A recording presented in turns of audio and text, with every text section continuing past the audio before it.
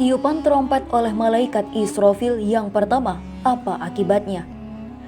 Terjadinya kiamat besar ditandai dengan tiupan trompet atau sangkakala oleh malaikat Israfil.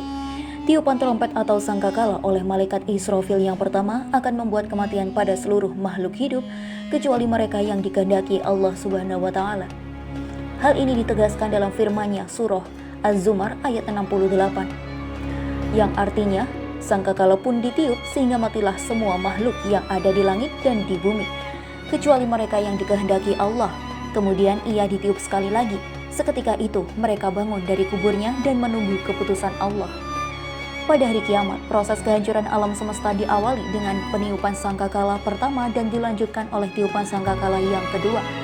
Untuk tiupan yang pertama atau nafhatus sya'aqi, akibat yang dihasilkan adalah guncangan yang hebat sebagai tanda kehidupan di dunia berakhir. Malaikat Israfil meniup sangkakala trompet atau tanduk, matilah seluruh penduduk alam semesta karena terkejut dan kuatnya suara sangkakala tersebut. Saat sangkakala pertama ditiupkan, keadaan manusia kala itu menjadi kebingungan. Bumi terbelah, gunung berterbangan, dan bintang-bintang berhamburan. Keterangan ini didasarkan dari surah An-Naml ayat 87 hingga 88. Yang artinya, ingatlah pada hari ketika sangkakala ditiup, sehingga terkejutlah semua yang ada di langit dan semua yang ada di bumi, kecuali yang Allah kehendaki. Semuanya datang menghadapnya dengan merendahkan diri. Engkau akan melihat gunung-gunung yang engkau kira tetap di tempatnya, padahal ia berjalan seperti jalannya awan. Demikianlah penciptaan Allah menjadikan segala sesuatu dengan sempurna. Sesungguhnya Dia maha teliti terhadap apa yang kamu kerjakan. Dalam ayat ini, yakni surah Yasin ayat 49 hingga 51, juga dijelaskan keadaan manusia kala sangkakala pertama kali ditiupkan. Yang artinya, mereka hanya menunggu satu teriakan sangkakala pertama yang akan membinasakan mereka saat mereka sibuk bertengkar tentang urusan dunia. Oleh sebab itu mereka tidak dapat berwasiat dan tidak dapat kembali kepada keluarganya. Sangkakala kedua pun ditiup. Dan seketika itu mereka bergerak cepat dari kuburnya menuju kepada Tuhannya. Mengutip Ibnu Katsir dalam buku Dahsyatnya Hari Kiamat, tiupan trompet atau sangkakala pertama menyebabkan guncangan yang hebat hingga menghancurkan seluruh makhluk. Namun ada orang-orang yang dikecualikan tersebut tetap hidup di sisi Allah dalam keadaan diberi rezeki. Orang-orang yang dikecualikan dalam surah Az-Zumar ayat 68 tersebut terbagi dalam sejumlah pendapat di kalangan para ulama tafsir. Sebaliknya mereka akan diwafatkan setelah malaikat Israfil melakukan tiupan sangkakala yang kedua.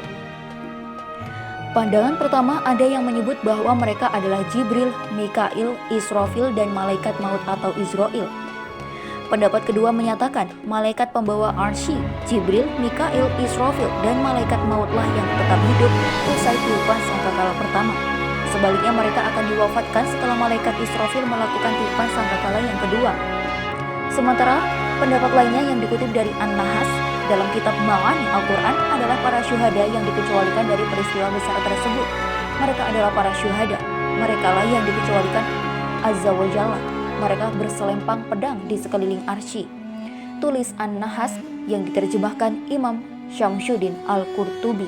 Sangkakala sudah siap dalam posisi mengarah ke arsy dan hanya menunggu waktunya kapan malaikat Israfil mendapat perintah dari Allah Subhanahu wa taala.